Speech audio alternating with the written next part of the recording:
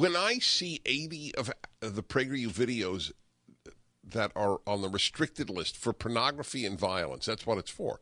Because if you have child filters in your home, you can't get 80 Prager University videos. Do you realize what Google, which owns YouTube, has done by doing that? Do you believe that Alan Dershowitz describing the legalities of the founding of Israel belongs on a pornography and violence list?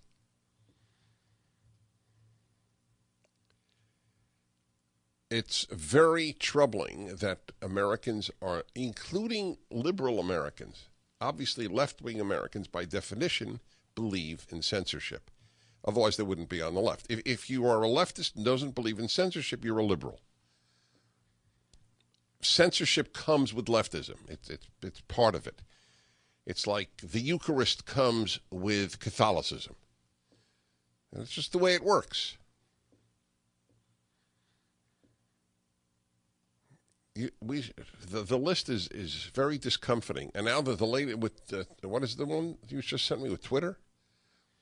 Oh, Facebook. Which one is it, Facebook?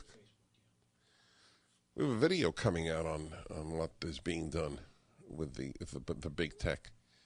Big tech is, this is an assault on America by all the big tech. Tim Cook at Apple, just as much as Google, YouTube, Twitter, Facebook. It's a very, very big assault on the land of the free and the home of the brave. This is the freest country in the world until big tech crushes it. Do you understand? If you work for Google, you work for a company, a group that is undermining American freedom more than anything that ever happened in American history. Because you believe in your cocky, self-righteous arrogance that you know what is right, and therefore all other things must be suppressed. You are the theocrats. Yelling at Christians for wanting to make a theocracy. It's such projection. They have the theocracy without the theo. Theo refers to God. They are gods. God is unnecessary in the world of the left because God has been supplanted by human feelings. I feel. Therefore, that is all that is necessary.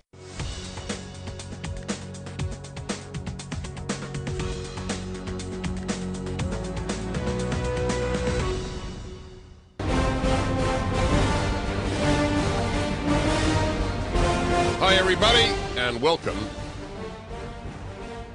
to the last Dennis Prager show of the year. The last live. I'll be on in a best of next week for New Year's Eve and New Year's Day, and then back on January 2 for another year of reflecting on life. This hour, I'm going to begin with a little bit about the wall issue, and then I'm going to talk to you about my show. Yeah, I'll talk about this radio show. What it means to me, and perhaps what it means to you, how it functions, why I do it, and the mechanics of doing it. A policeman was murdered by an illegal immigrant in Central California yesterday, and they have not found, they know the man. For whatever reason, they're not releasing his name. Do you have any idea why that is? It doesn't make any sense to me. A man is on the run, and nobody's telling you who it is. But they did say he's an illegal immigrant, and he murdered, it's terrible, he murdered a legal immigrant. The father, he had just posed with his newborn child, 5-month-old child. These are the sorts of things which prompt me to say so often, if pain were water, the world would drown. That is why I have a motto. Why don't you play it, Triple G? If nothing's horrific, life is terrific. I really do walk around with that belief. If nothing's horrific, then life is terrific. We ought to do, we ought to do once. People need to laugh. Very important laughter. We have a video on the importance of laughter at Prager U. Did you know that, Phil? Laughter in marriage, correct? How important laughter is in marriage. Yes. And Yakov Smirnoff, yeah. When I see 80 of the PragerU videos that are on the restricted list for pornography and violence, that's what it's for. Because if you have child filters in your home, you can't get 80 Prager University videos. Do you realize what Google, which owns YouTube, has done by doing that? Do you believe that Alan Dershowitz describing the legalities of the founding of Israel belongs on a pornography and violence list?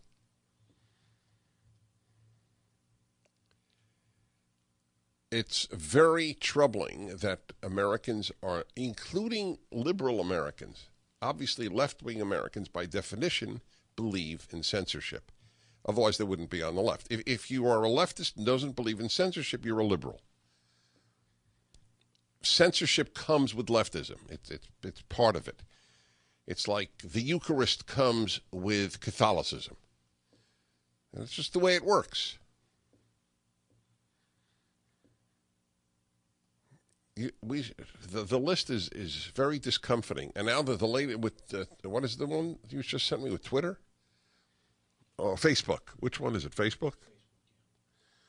We have a video coming out on what is being done with the big tech. Big tech is this is an assault on America by all the big tech. Tim Cook at Apple just as much as Google, YouTube, Twitter, Facebook. It's a very, very big assault on the land of the free and the home of the brave. This is the freest country in the world until big tech crushes it. Do you understand? If you work for Google, you work for a company, a group that is undermining American freedom more than anything that ever happened in American history. Because you believe in your cocky, self-righteous arrogance that you know what is right, and therefore all other things must be suppressed. You are the theocrats. Yelling at Christians for wanting to make a theocracy. It's such projection. They have the theocracy without the theo. Theo refers to God. They are gods. God is unnecessary in the world of the left because God has been supplanted by human feelings. I feel. Therefore, that is all that is necessary. Anyway, people need comedy. That's how this began. Next year, let's put on the list 10 films that will make people laugh. Because Rat Race made me think of that. And, of course, 2 Monty Python films. The Holy Grail and Life of Brian. Yes, we're all individuals. You're all different. Yes, we are all different. I'm not. This could actually be that particular routine is what represents college. All of the students, not all, many of the students, we are all different in unison. This is you know what? We're going to play that. We're all different. We should play that. And that should be the college theme for next year. That is the Yale theme. Yale is particularly awful, but the competition is intense. University of California, San Diego announces that it will hire physics professors in large measure based on gender. I thought science, if anything, should be impervious to that question. If every physicist at UC San Diego was an Asian male, wouldn't that, and they were the best physicists they could find, wouldn't that help society? Because we need good physicists? God. Oh, boy. Do you remember when with the fall of the Berlin Wall? Some of you may remember. A political thinker named Francis Fukuyama wrote a book that became the doctrine book of the 90s, The End of History. That now with the fall of communism, and of course prior to that the fall of Nazism, liberal democracy was all that was left. And so the battles, the ideological battles of history are pretty much over. A man could not have been more wrong had he written the earth was flat.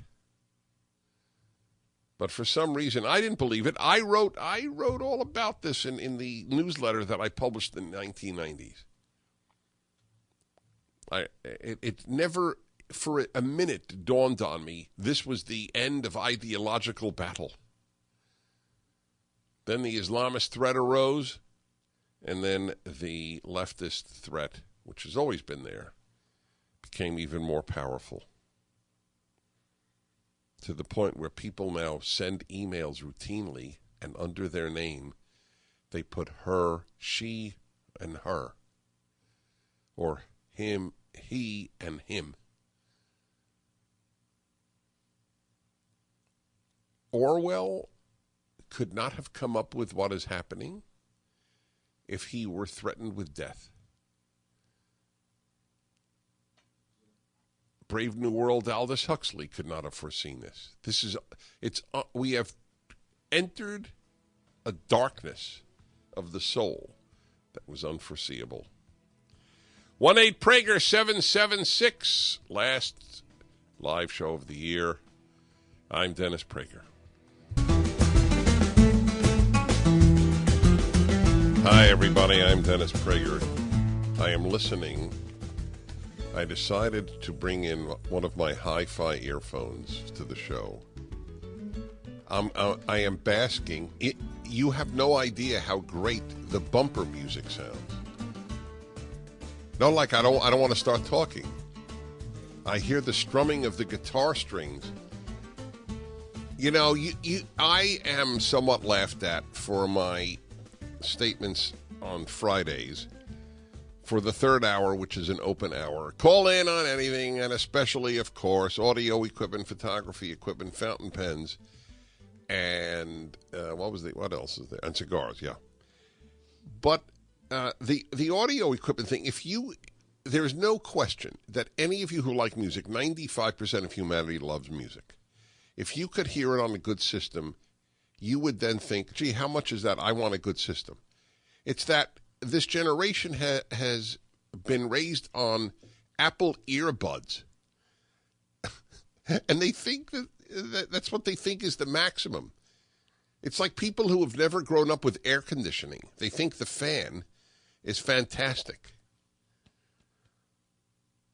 Just listening to the bumper music with audiophile earphones.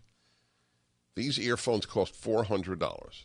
That's a lot of money for earphones to most people, of course. Earphones, you can get it for $19.95 at the airport or anywhere. But you know what? In general, would you say that this is generally true? You get what you pay for? I have found that to be true. On occasion, there are true bargains. It's very rare. A $400 earphone is exponentially better than a $100 earphone, let alone $50. Okay, I got it out of my system. By the way, I was right. The New York Times, did you see it? I could show it to you. The New York Times had a big article on the renaissance of fountain pens this week. Again, it's a delight.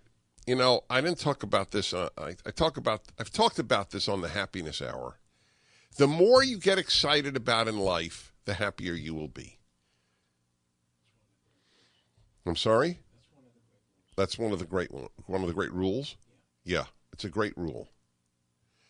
So the question is, can people get excited if they're not already? I think most people can. You've got to give everything a try. See, this is going to sound conceited. I don't care. I just level with you about myself, my flaws, and my gifts. I was given wisdom at a young age. I just was. I thought out of the box. I thought differently. I thought about the great issues of life as a kid. And I in high school, remember thinking, I have to expose myself to everything and then see what I love. I even got a subscription to the New York City Ballet, and I had no interest in ballet, and to my detriment, I don't say this proudly, I have no interest in ballet to this day. I love the music, but I have no interest. I agree it's a flaw in me, because what the art of dance is I acknowledge intellectually is magnificent, but I have no emotional reaction to it. So, but the point was, I tried everything. You got to try everything. How do you know fountain pens won't become a passion? Passion is a big deal. All righty, everybody. So this show, I wrote in my diary when I was in high school that I know exactly what I want to do with my life. I want to influence people to the good. That's what I wrote as a junior in high school. My son, my older son, made it clear to me when he was in his 20s, Dad, he once said to me, "You're very lucky." And I said, "Why?" He said, "Because you knew who you were and what you wanted to do with life very early." And I never realized it until he told me how lucky I was. I remember as a kid thinking, when it was such a popular thing when I was young, and, find yourself. And I remember, I never understood that. What do you mean, find yourself? By the way, to this day, I don't find that to be a particularly helpful suggestion.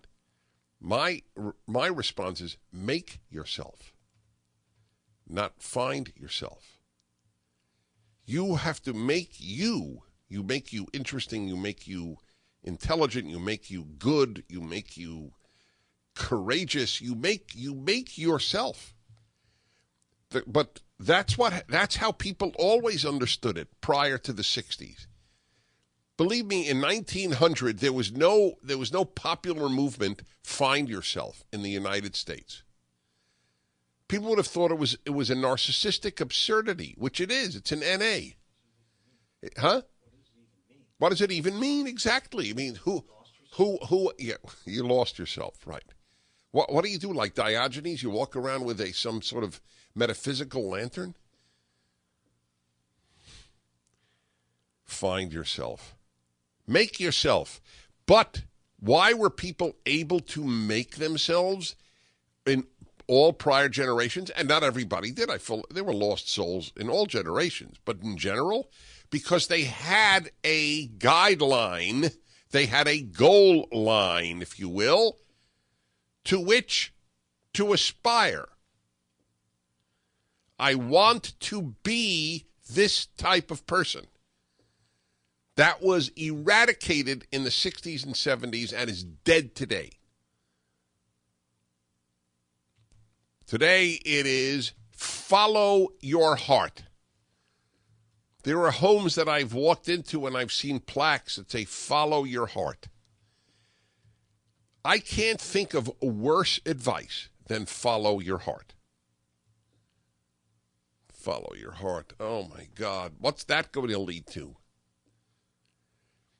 You don't follow your anything. You follow something outside of you that is noble. That is what you do. So that's why make yourself is the answer to find yourself. You tell your kids, this is what you should be. Don't spend your time asking, who are you? There's nothing there, okay? There's not much there. Now, obviously, we all are born with traits. We all are born with gifts and flaws.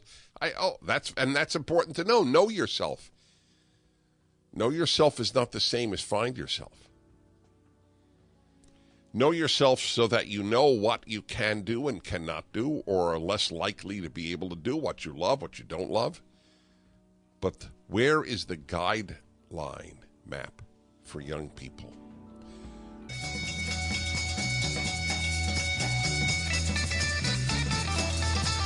So I was speaking about the show, and I knew what I wanted to do with my life when I was a junior in high school, and I wrote, I want to influence people to the good. I knew in high school already that I could influence people. People have asked me to run for office all of my adult life.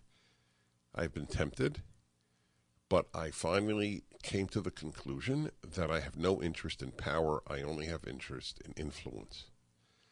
I want to touch people's lives. I'd like them to be happier and better, more noble human beings as a result of hearing things that I say or write. And that's what you know who did both? Well, he did write. I mean, Churchill was amazing. I mean, the amount of writing, Churchill, and great writing. If Churchill only wrote, he would be a legend. Let alone, you know why I love Churchill? With all his flaws, because everybody has flaws. But you know why I love Churchill? Churchill hated evil. So he hated the Soviets from the beginning, and he was almost alone in his hatred of communism. Then he hated Nazism, and he was almost alone in his hatred of Nazism. He was one of the only anti-appeasers of Hitler in the entire British establishment. He said he knew. And you know how he knew, by the way?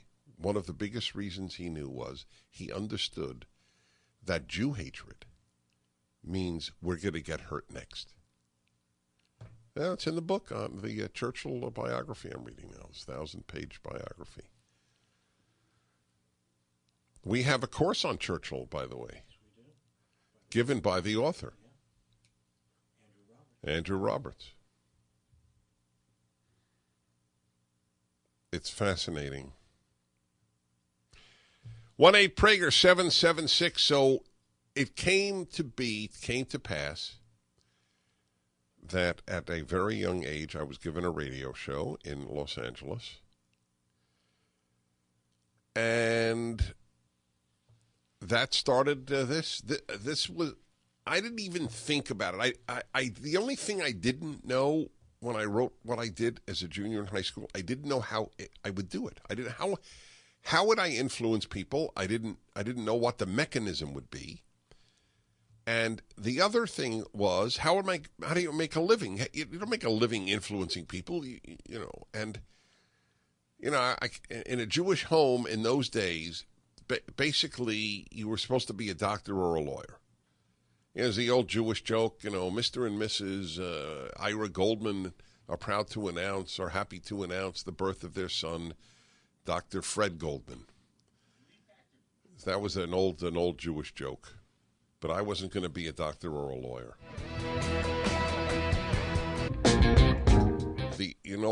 I want you to know, though, I shudder with some trepidation about the thank yous, because I think I'll miss somebody. It's very hard to do that. As a public speaker, I know if I want to thank people who've made some organization possible, I just know. Or for example, so often there are dignitaries in the audience when I speak, but I very rarely mention them because I know I'm going to miss other dignitaries, and it's better not to mention anybody than to mention some and not all. It's one of those insoluble problems in life. Talking about life this first hour and my own life and the importance of the radio show. So there it was.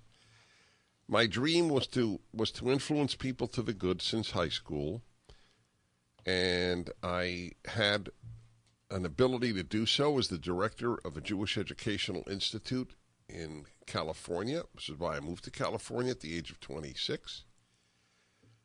and became the director of that institute. The man who appointed me, this was a very dramatic moment in my life, Dr. Shlomo Bardeen, of blessed memory.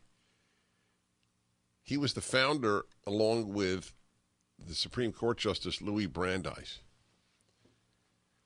And their motto was, better Jews make better Americans. You see, a generation before me, the dream was to become a good American. That was the dream of most immigrants. That was the dream of minorities. How do we become a good American? The left has shattered that. To them, the words good American are essentially racist, white supremacist. It's a nihilistic movement. It makes sense that that's the way they would regard it. Anyway, they founded this institute called the Brandeis Institute, later the Brandeis-Bardeen Institute. And Bardeen appointed me his successor. When he was 76, I was 26. And he died that week. And no one, including me, knew he was sick. To this day, I don't understand how he could have so much energy, not be in the hospital at all, and then die. But he must have known something no one else knew. Because he was the one. Here is my successor, Dennis Prager. I was lecturing in Mississippi the day I got the news that he died. I was rushed to California for the funeral. Spoke at the funeral and I cried at the funeral. And then became the director of this institute at the age of 26. And at the age of 33, I got my radio show. And the rest, as it were, is history. And I couldn't believe it. My dream was happening. I was able to influence people to the good. Even people who differ with me, can you tell me what influence I've had that has made a person a meaner person? Of course you can't. How many people have called and sent me emails that they're a better father, or a better spouse, or they've decided to talk to their parent from whom they're alienated because of something I said? I'm curious if is there any show on the left that produces so much goodness? It's a rhetorical question because we all know the answer.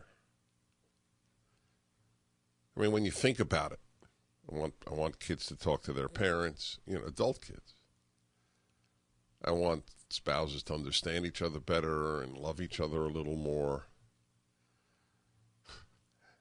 I would like kids to be raised with self-control more than self-esteem. I mean, think about all these terrible things that I advocate here, for which the amount of hatred leveled at me is really quite remarkable. You could see it all on the internet. Put in any expletive, a-hole, and Dennis Prager. You'll get tens of thousands of hits. It doesn't bother me, for me, but it bothers me that there would be so many people who would think that good is bad. But that's the world in which we live. And I knew that when I was 10, because I studied the Bible.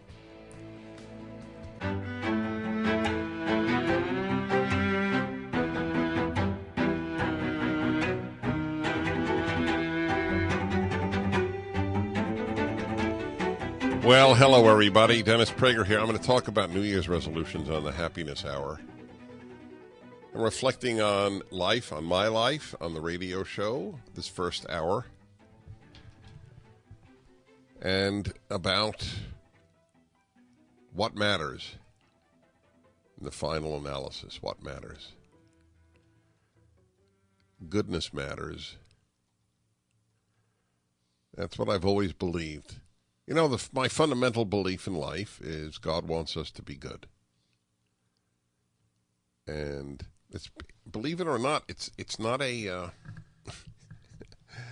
it's not universally accepted by any means. There are people who don't think goodness needs God. And there are God believers who don't believe that goodness is God's primary concern. So it's not, it seems so obvious if you have any sense of God that that's what matters. But that's what I do believe. And that we are judged accordingly. It's fundamental to my life. I don't remember a time in my life, no matter how young, that I didn't believe that God wants me to be as good a person as I could be. God completely understands that I am a flawed human being and takes that into account. God does not expect us to be perfect. It's a very important thing. It's like I've said often, I want to influence people to the best of my ability to be good, not saints. I don't have an aim for people to reach sainthood, but be better. Elementary, basic goodness. Bunch of good values. This is not taught to kids. And it's taught less and less as they learn to resent their society. The luckiest people in the world to be born in the United States of America are taught to resent the United States of America. And that's why we founded, in part, Prager University. To influence young people in particular. The Happiness Hour coming up. I thank all of you for being my listeners. We continue. I'm Dennis Prager. The Dennis Prager Show, live from the Relief Factor Pain-Free Studio.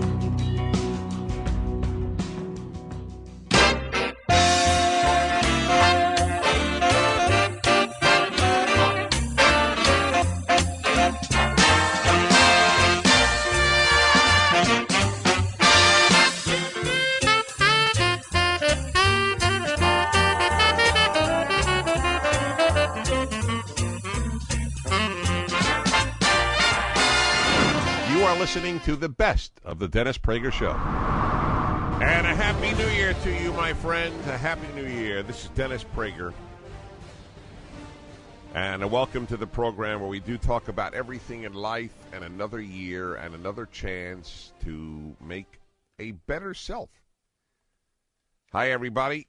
You're listening to the Dennis Prager Show. And you know, when I broadcast on national holidays, I say I want to make them meaningful. And, of course, there's no specific meaning to New Year's. It's not like July 4th. It's not like Memorial Day. It's not like Martin Luther King Day. It's not like any of the holidays that have something intrinsically meaningful to them.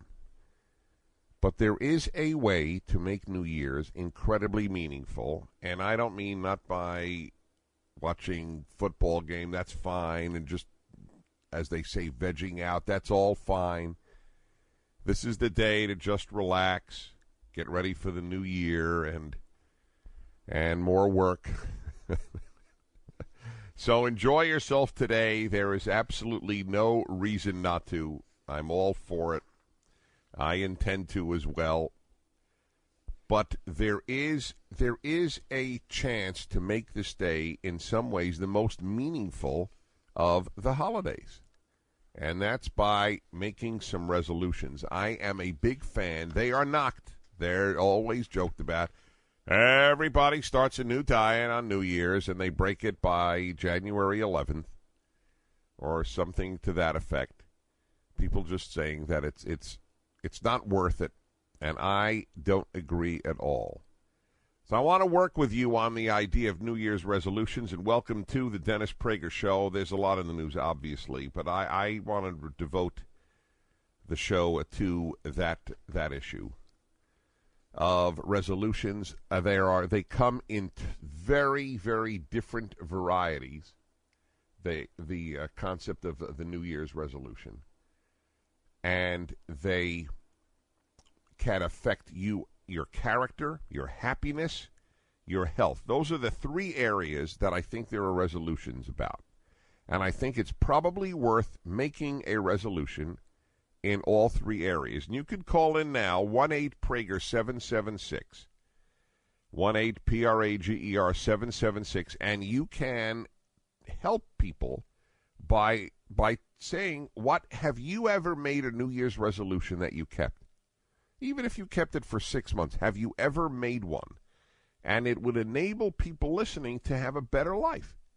When people have models about what to do, then you can have an idea of what you can do. So I remember one year that I told you that I was going to start that year with a video diary, that I would take a few seconds virtually every day of whatever happened. And I came close. And I made sure it was just a few seconds, and it is priceless. You see, people take videos of their kids' birthday parties, which of course is understandable. The problem with it is, it's totally abnormal, a birthday party. It's not like anything else that the other 364 days of the year. So you have no sense. You have no sense when you watch it later of what was normal life like. And that is precious, just something normal, just having somebody to talk into it. Now, I admit that because I travel to lecture so much, I have more of a variety of subjects than most people do. So I admit that. But my point here is that it actually worked. I made this resolution. I more or less kept to it. I didn't in ensuing years. Taking along a video camera, small as they are today, was just simply tougher than I had anticipated. Not anticipated, than I wanted. You don't want to carry an object like that. It's easier for a woman because of a purse. But most men don't carry along a bag with them of anything. And while now you have digital cameras that can take a video as well and do a pretty good job. It's not going to be shown on television, but a good job to even watch on your TV. Yeah, that's a great resolution to take as an example. Then I'm going to talk to you about a whole host of possibilities.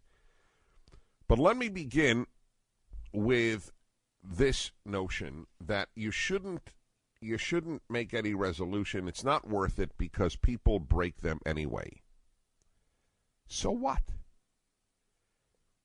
One of the crusades, if I'm allowed to use the term, which has gone out of normal usage, which is unfortunate because I don't know of a good synonym. Campaign, project, goal. A crusade is a holy march.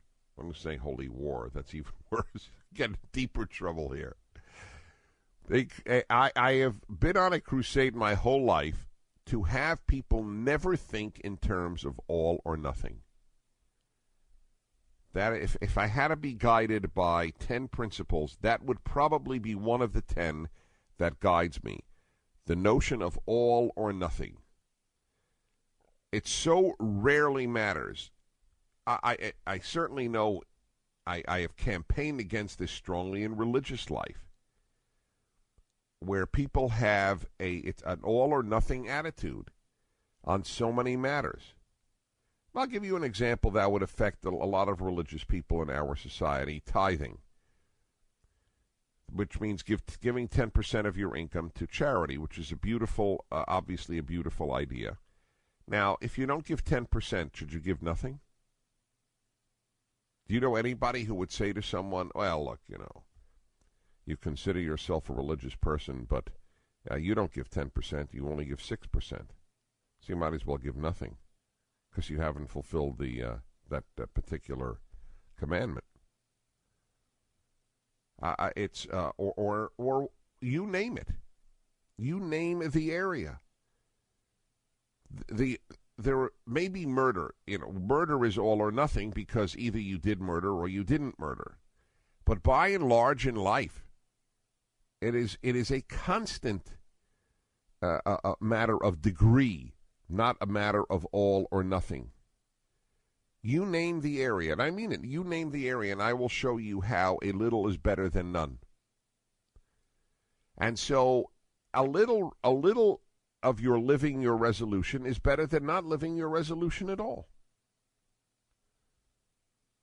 If, let's say, you say, this year I am going to watch less television, which is a very fine idea for all of us. Well, for me, it would be almost, it borders the impossible. It borders the impossible. I don't know how I can actually make less, how I can watch less television. But for most people, that is a real possibility. And let's say you do it for a month. Well, then you will be able at least to reflect on how that month affected you. You will have a chance. That month will have been probably a better month. And by the way, I find it hard to imagine that if you watch less television for a month, that you will go back on February 1st to the amount of TV watching you did before. It's hard for me to imagine. Now, you have to give it a month. In any event, you know my belief. My belief is as well that it is better to fail at something than never to have engaged in it. Failure is not nearly the failure that never trying is. That's why I do believe, and I think that most people who have gone through this believe, that it is better to have married and divorced than never to have married.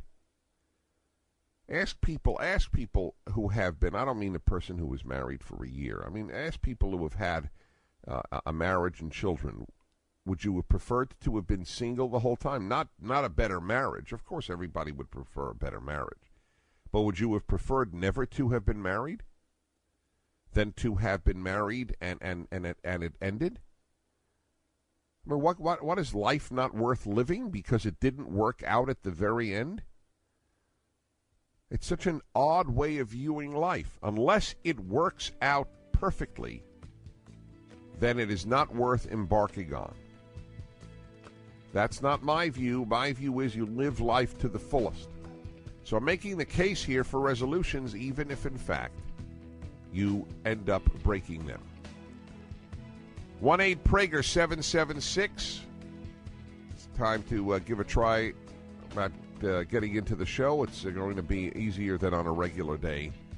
And I'd love to get your feedback on this overriding attitude. Better to make a resolution and fail than not to at all. We continue on the Dennis Prager Show.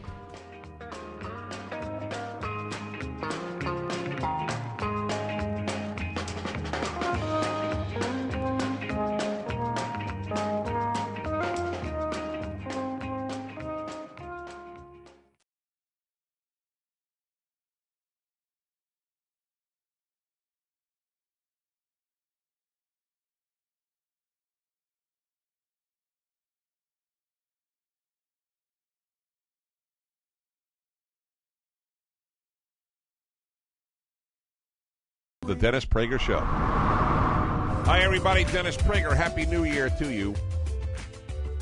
It can be a very meaningful day, New Year's, aside from rest and relaxation, which is worth it on its own.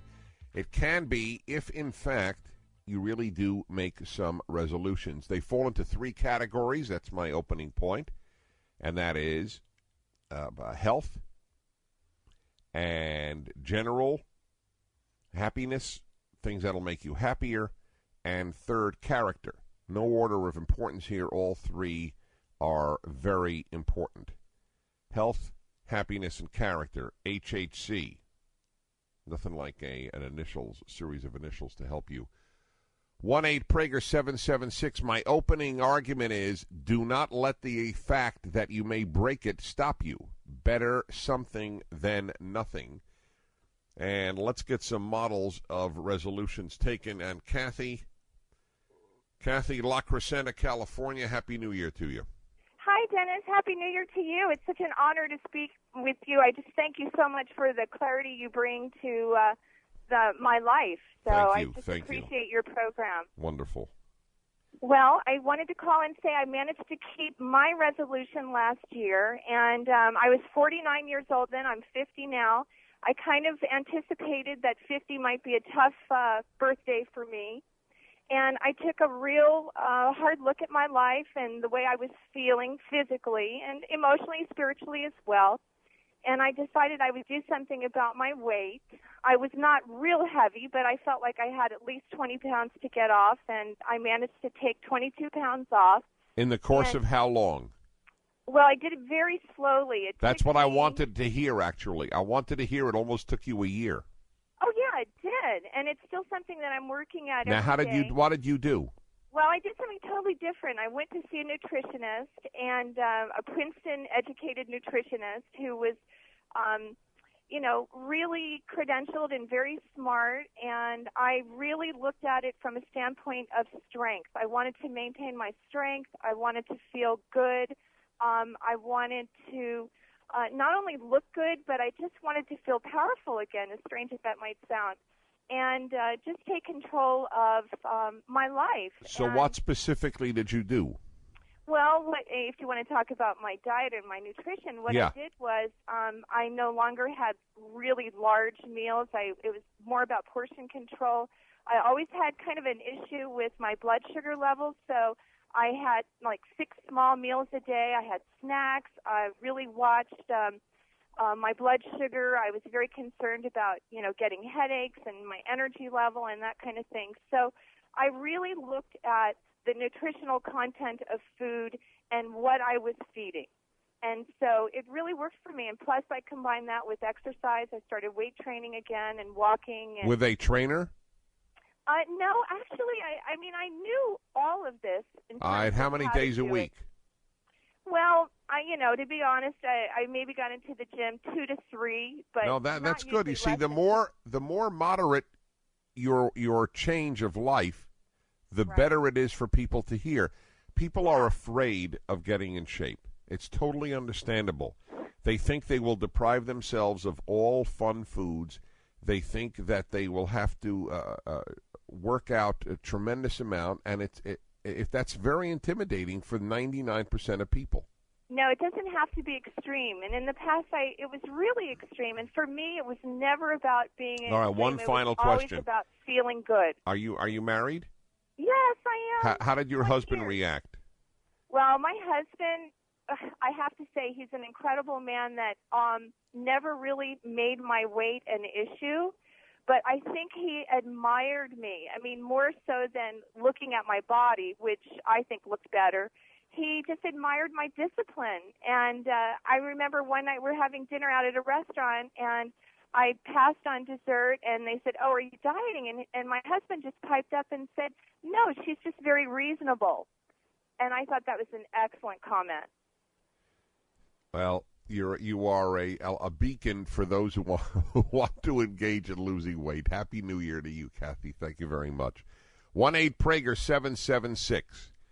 Folks, I want to really affect you today. I really do.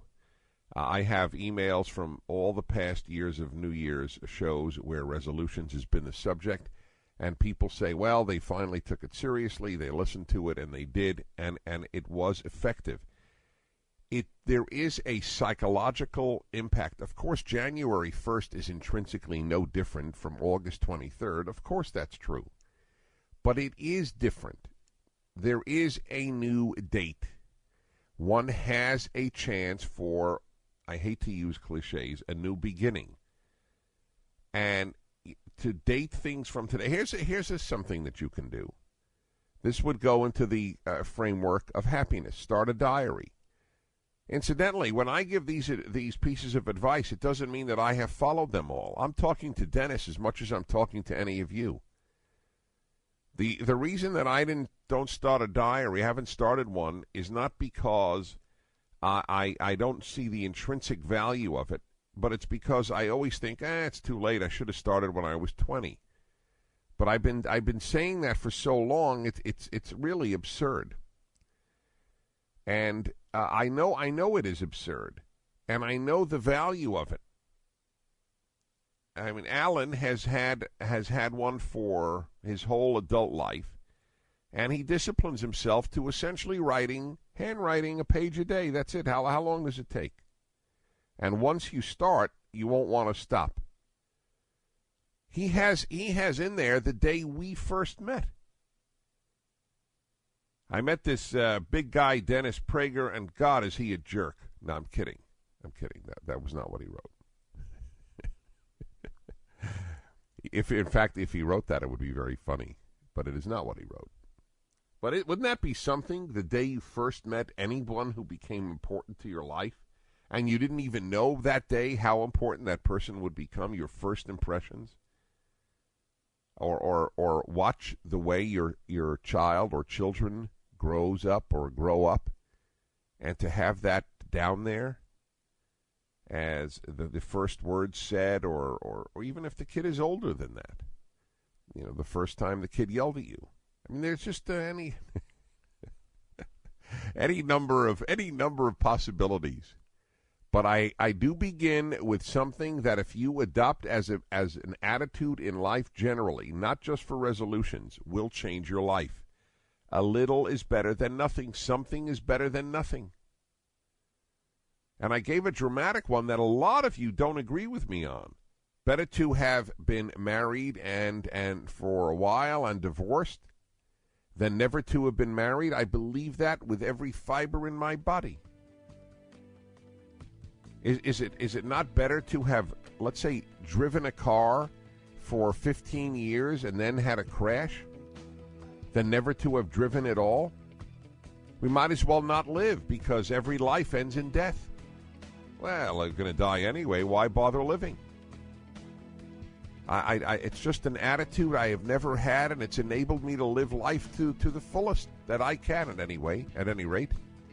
1-8-PRAGER-776 on this New Year show. I continue. This is Dennis Prager.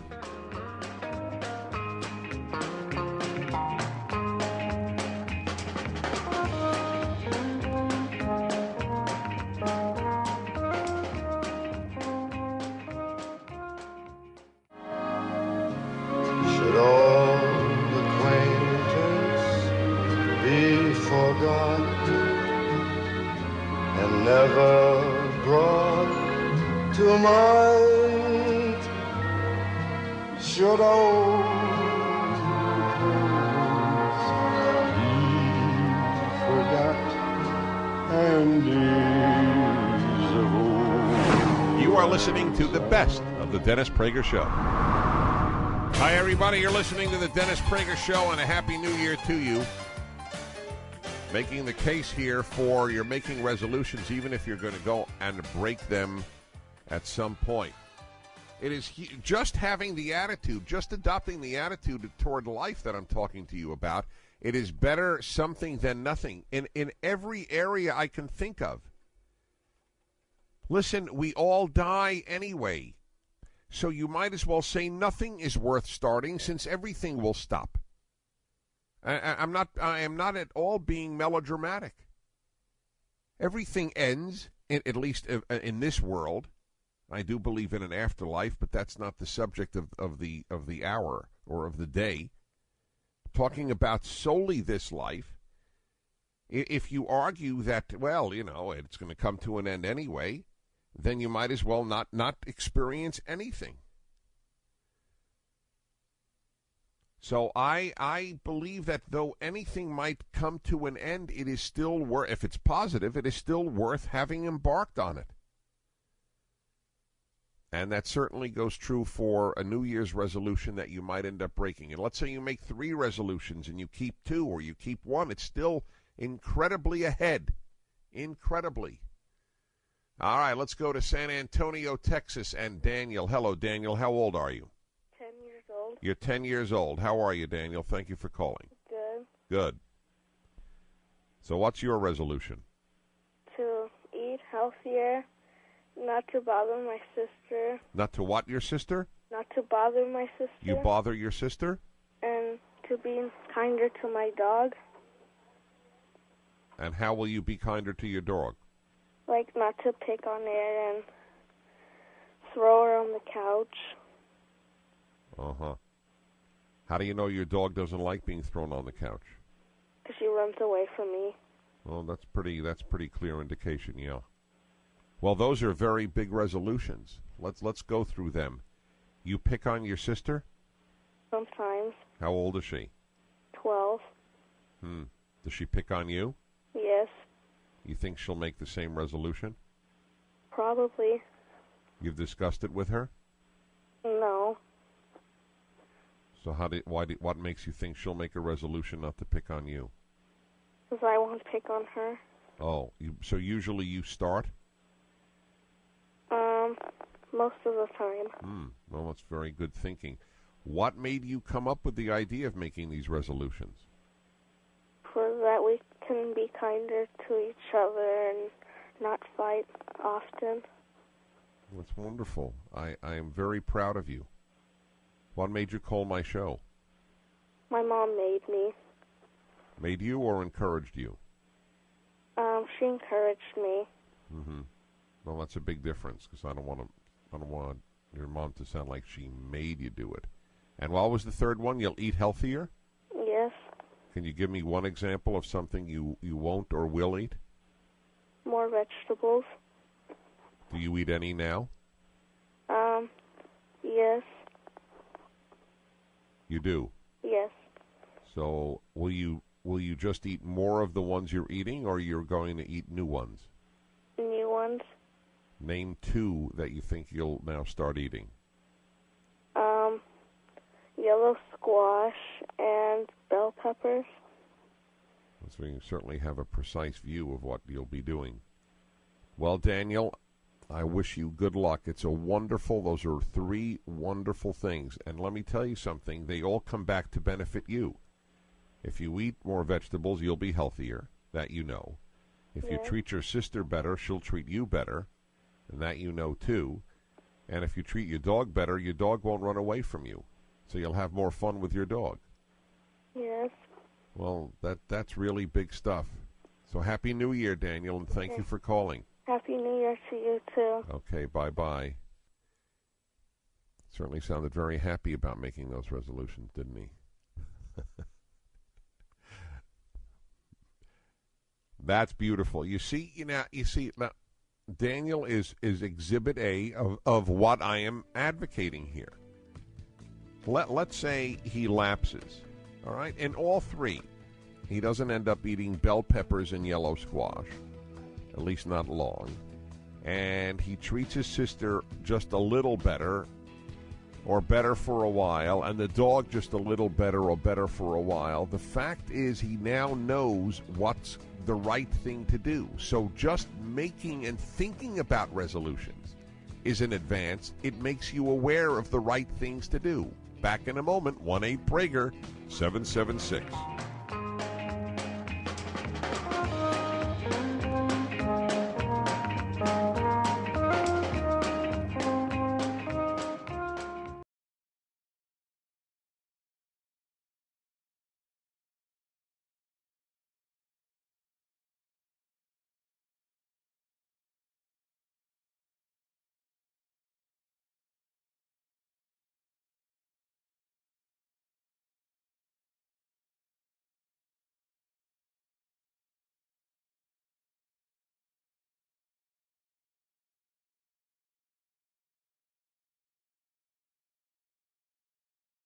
Prager, Happy New Year to you, and I mean that. And averting news topics to talk to you about a very life-changing possibility, and that is making resolutions. And the life-changing philosophy that I want you to adopt, that even if you might break it, it is still worth endeavoring, like the boy who just called a 10-year-old, who now knows, thanks to the concept of resolutions, now knows that you can change your behavior. One of the greatest lessons a human being can learn, and the earlier you learn it, the better. The earlier, the better. You can change your behavior and, in fact, need to. And his was with regard to vegetable eating, treating his sister better, and treating the dog better. I'm just thinking about the dog because, I don't know, I guess an animal doesn't like to be thrown onto a couch. Yeah. I mean, dogs are playful, but I think flying in the air is not fun. Cats are better at flying than dogs, and I don't advocate throwing cats either. I'm just going to get a bad name here. 1-8 Prager 776 in Savage, Minnesota. Susan. Hi, Susan. Happy New Year. Oh, Dennis, Happy New Year. I'm so excited to talk to you today. Thank you. Well, Dennis, you mentioned about writing a diary. Yes. And I started writing 14 years ago every day. And I don't call it a diary. I just write every morning. Yeah, journal is a word people use as often. Because it's more my thoughts. Well, you write every morning. Yes. That's so interesting. The reason I write in the morning is because I'm more upbeat in the morning, and I tried writing at night, and I wasn't quite as happy at night as I was in the morning. That's a very good idea. You work out your own rhythm. Mm-hmm. And how much do you write? Is it a set amount? No, it isn't, but two other points that go with it. 7 years ago, I started reading the Bible in its entirety throughout the year. So this year, I started on my 8th year, and I worked through the entire Bible. So I always do that first, and then I write, which I think really helps my writing, and it centers it. I think that is beautiful. But did you take that resolution on a New Year's? Yes, I did. Oh, there you go. There's the power, folks. I'm restating it. God bless you, Susan, and I mean that sincerely. It's almost painful to me to realize how much people can enrich their lives, and don't do that. The idea of reading through the Bible, for example, like that, is so magnificent. It's so elevating. And remember, all these things take time, but we don't realize how anything done daily or near daily, as little as it is unbelievable how it mounts up. And I'm not speaking as a master of this. I am not.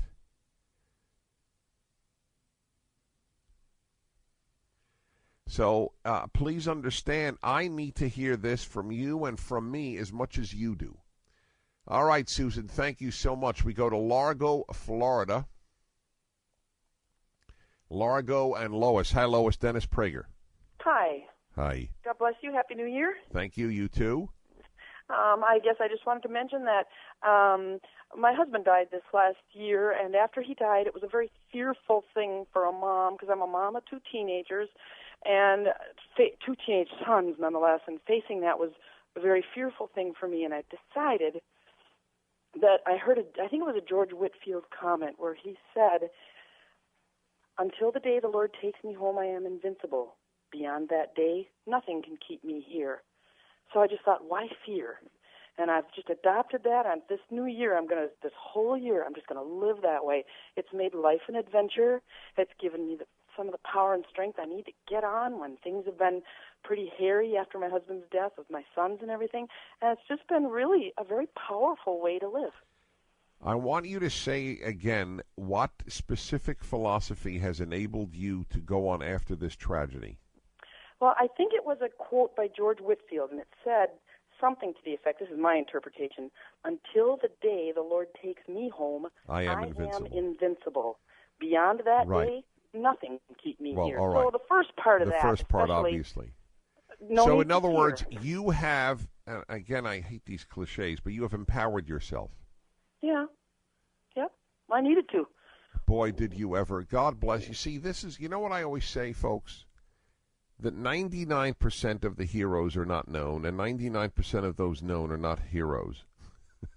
This is such a good example, Susan. I mean, Lois. I am so looking at the chart, and I saw the name.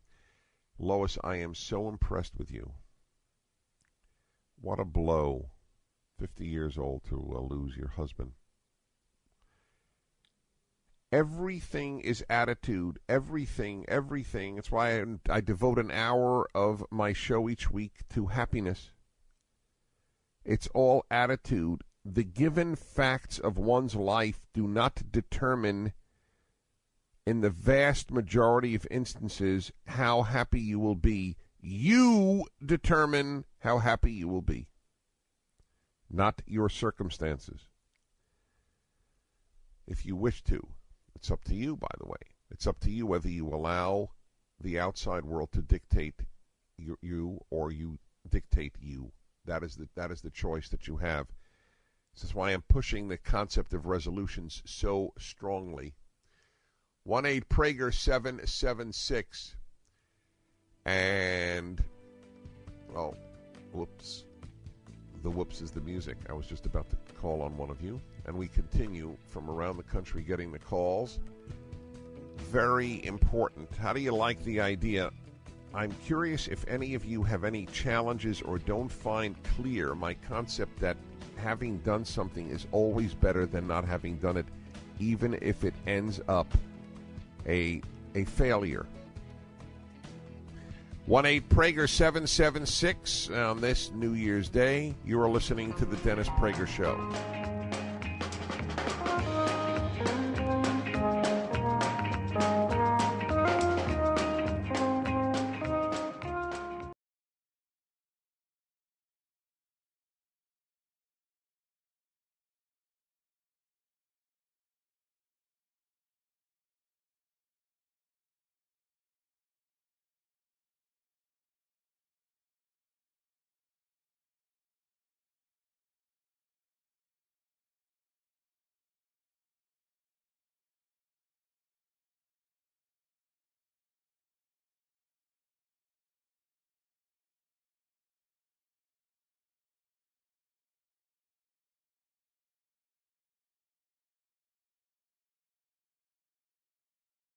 Listening to the best of the Dennis Prager Show. Ba, ba, ba, ba. I may have missed that note. Oh, it's such happy music.